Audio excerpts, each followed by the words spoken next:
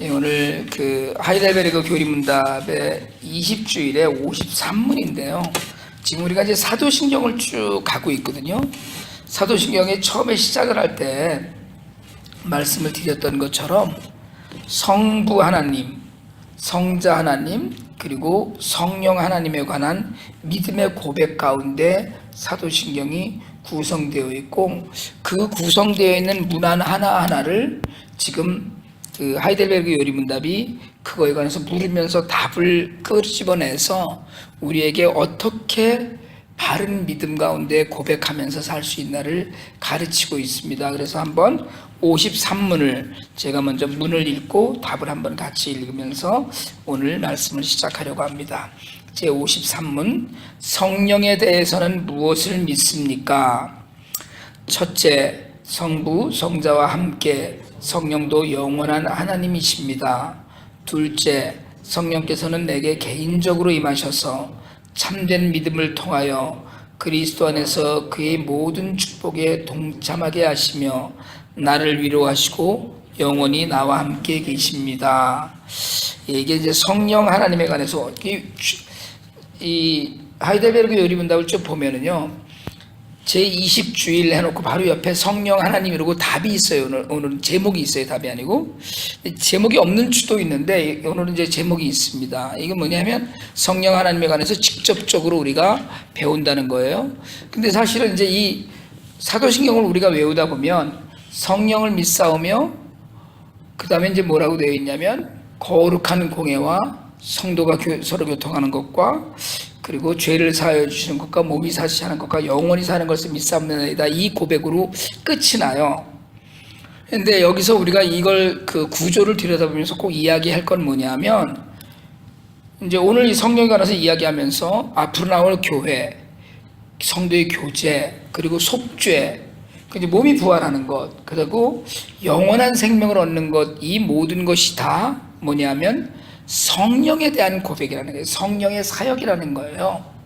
그러니까 사실은 성령의 사역이 없는 교회에 있을 수 없고요, 성령의 사역이 없는 성도 간의 교제는 그냥 일반 세상의 침묵이나 같은 거고, 이런 성령의 사역, 성령의 역사하심이 계속해서 이제 이루어져 가는 거예요. 그러니까 성부 하나님 창조하시고, 성자 하나님 우리를 구원하시고, 그리고 성령 하나님이 우리를 성화시킨다고 그래요. 그러니까 구원으로 한 번 구속으로가 아니고 우리가 계속 하나님 예수님 닮아가는 모습으로 살아가는 데 있어서 역할을 성령 하나님께서 하신다, 우리가 이런 이야기를 합니다. 요즘 가만히 이렇게 이야기를, 성령에 관한 이야기를 하면서 꼭 드려야 될 말씀은 뭐냐면, 성령에 관해서 굉장히 많은 왜곡이 되어 있는 시대입니다, 지금이. 그러니까 신사도운동이나 사실은 순복음 계열의 그 성령운동들, 또 치유의 은사를 집중적으로 추구하는 그런 많은 그 집단이나 기독교 계통의 여러 가지 모임들 가운데 성령이 왜곡된 것이 너무나 많다는 거예요. 그러니까 성령을 하나님의 인격으로 생각하지 않고 마치 무슨 하나님의 도구로 여기는 이런 일들이 교회 집회에 굉장히 많습니다.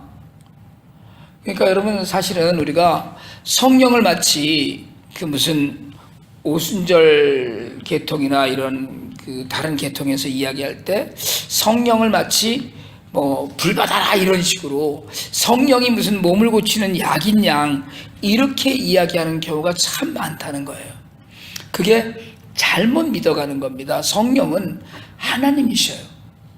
가장 중요한 건 성령이 인격이라는 거. 그 인격이라는 걸 우리가 믿지 못하면 성부 하나님, 성자 하나님, 그리고 성령 하나님이신데, 이분도 하나님이신데 성령은 마치 도구인 것처럼, 마치 무슨 방법인 것처럼 이렇게 잘못 가르치고 잘못 배워오는 경우가 너무나 많다는 거예요. 그래서 오늘 질문이 성령에 대해서 우리가 믿는 것이 무엇이냐고 할 때 첫 번째 성령은 누구냐? 이 얘기에 성부와 성자와 함께 성령도 영원한 하나님입니다, 이렇게 답을 했거든요. 이게 삼위일체 하나님이라는 거예요. 그러니까 성령은 분명히 하나님이셔요. 그러니까 성령을 받아라, 이것도 사실은 틀린 얘기라는 거예요. 성령을 받아야 된다. 뭐 성령을 받는 게 아니고요. 성령님이 오시는 거고 우리가 만나는 거예요, 그분을. 근데 우리는 성령을 받아라. 마치 은사를 받는 것처럼 이야기를 해요.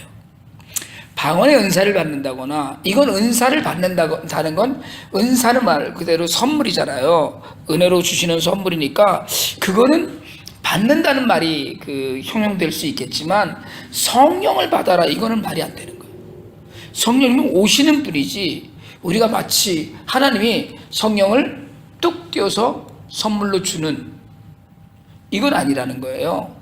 그분도 하나님이시기 때문에. 그래서 성령이 곧 하나님이셔서 우리가 이야기할 때 사실은 삼위 하나님을 이제 삼위일체관에서 또 얘기를 늘 하지만, 우리가 언제나 그런 이야기 하잖아요. 우리가 고린도후서 13장 13절로 축복 기도하거든요. 강복 기도를 한다고 우리가 얘기하는데, 예수 그리스도의 은혜와 하나님 아버지의 사랑과 성령님의 감화감동 교통이 너희 무리에게 있을지어다. 이걸 갖고 우리가 예배 끝날 때마다 축도하잖아요. 그런데 그런 성령의 등장하심이 사실은 우리로 이야기하자면 그분도 인격이신데, 우리는 너무 이걸 가볍게 그냥 도구처럼, 우리가 부려도 되는 신처럼 이렇게 생각을 너무나 많이 하고 넘어온다는 거예요. 그러니까 성령을 제대로 알면 그런 얘기를 함부로 할 수 없다는 거예요. 그리고 성부와 성자와 동일한 신이에요. 하나님이시죠. 그러니까 누구에게 뭐 속해 있다 이건 아니에요. 물론 하나님 아버지에게서 나왔다고 얘기했어요. 하나님이 낳은 게 아니에요. 예수님은 우리가 낳았다 이렇게 얘기하지만 성령님은 나오신 거예요. 그러니까 성령을 하나님 아버지께서 보내주신 거예요. 누구 대신에? 예수님 대신에. 그래서 또 다른 보혜사, 예수님의 사역을 계속한다는 거죠. 그러니까 사실은 예수님이 십자가와 부활로 구속의 사역을 완성하시고 나서 남겨진 성도들에게 하나님 말씀을 깨닫게 하고, 그리고 진리를 깨닫게 하고, 예수님이 하신 말씀을 생각나게 하고, 그래서 우리가 자꾸 주 안에서 성화되어 가고 가까이 되어가는 모습은 성령님의 사역으로만 가질 수 있다는 거예요. 그래서 성령님은 하나님이시다는 것, 그리고 성부와 성자와 같이 동일한 같은 위격의 하나님의 한 분이시라는 걸 우리가 반드시 알아야 되고, 그리고 이제 하시는 일이 무엇이냐, 그게 둘째 답이에요. 성령께서는 사람들에게, 내게 개인적으로 임하시다. 여러분, 이게 굉장히 중요합니다. 집단으로 성령이 임하시는 게 아니고요, 각 개인에게 개별적으로 임하는 거예요. 그러니까 나한테도 성령님이 임하시고, 오늘 집사님들에게도 성령님이 임하시고, 오늘 우리 성도들에게도 성령님이 임하시고, 우리 자녀들에게도 각자에게 성령이 다 임하시는 거예요. 뭐 자손에게도 성령이 임하시고 해서 그 성령의 임하심 가운데 우리가 정말 믿음을, 이게 이제 여기 우리가 답에 보면 참된 믿음이라는 말이 나오거든요.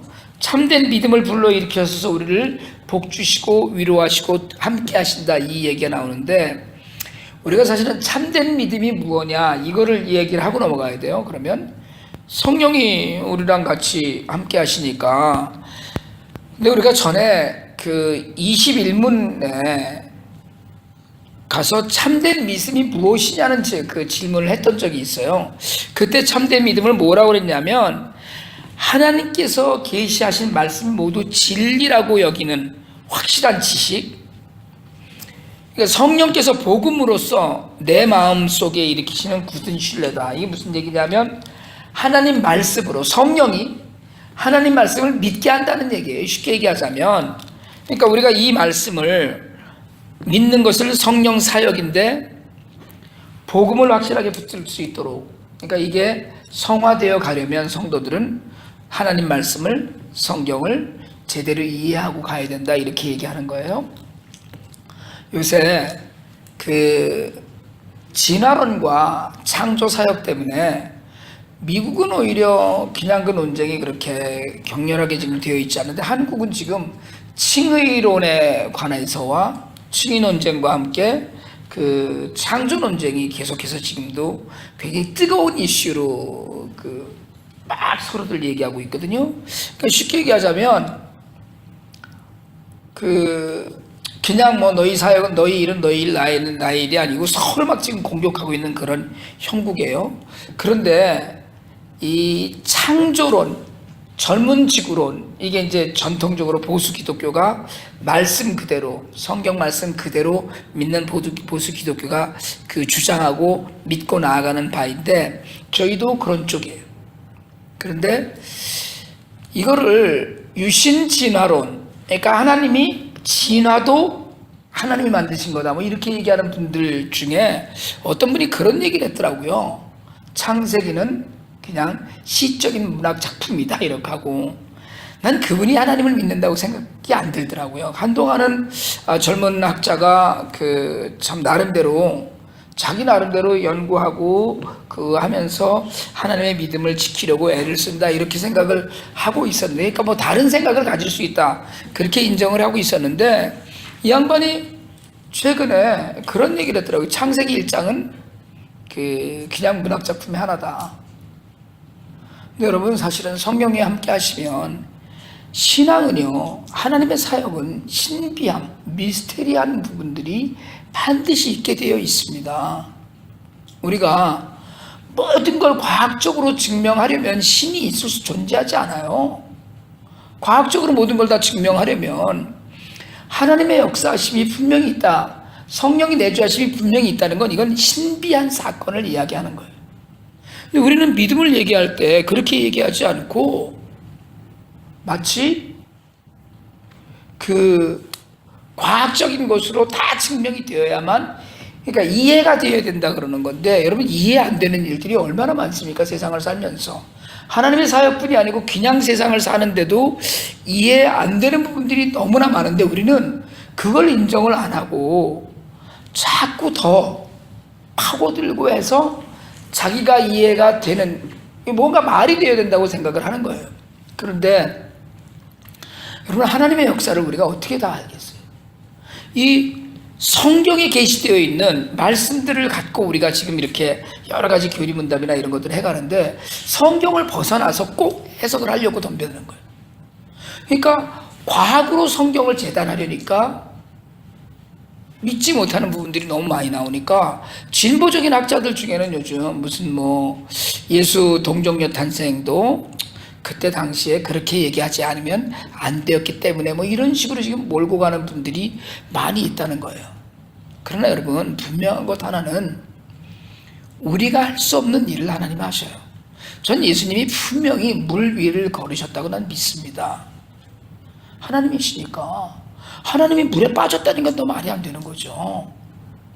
그분을 하나님으로 우리가 실존하시는 하나님으로 우리가 믿고 있기 때문에 믿음이 성립이 되는 것이고, 성령께서 참된 믿음은 복음으로 복된 우리들 마음에 있는 모든 것들을 내 마음 속에서 강력한 신뢰를 갖게 하는 것, 이게 참된 믿음이라고 했다면 성령의 사역이 없는 사람들인 거예요. 그러면서도 교회를 다닌다고 그러고, 그러면서도 교회 다니면서 집회를 하고, 그 집회를 하면서 거기에 목사님들이 과학으로 막 풀어가니까 너무 기가 막히다는 거예요. 너무 이걸 우리가 몰라서 그동안에 청년들이 이렇게 얘기하거든요. 청년들이 설명이 안 되니까 교회를 떠났다는 거예요. 여러분, 저는 성령을 믿으면, 성령 하나님이 역사하시는 걸 믿는다면, 사람들이 성경을 과학으로 증명하지 못해서 교회를 떠났다는 건, 그건 믿음이 아닙니다. 이미 그들에겐 참된 믿음이 있었던 것이 아니에요.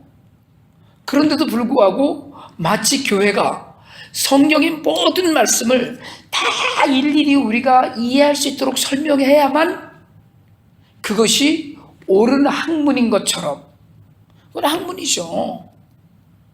그러나 때로는 우리가 이해하지 못하는 수도 없이 많은 일들, 저는요, 제가 지난번에도 말씀드렸지만 우리 아버님이 지금 천국에 계시다고 저는 믿습니다.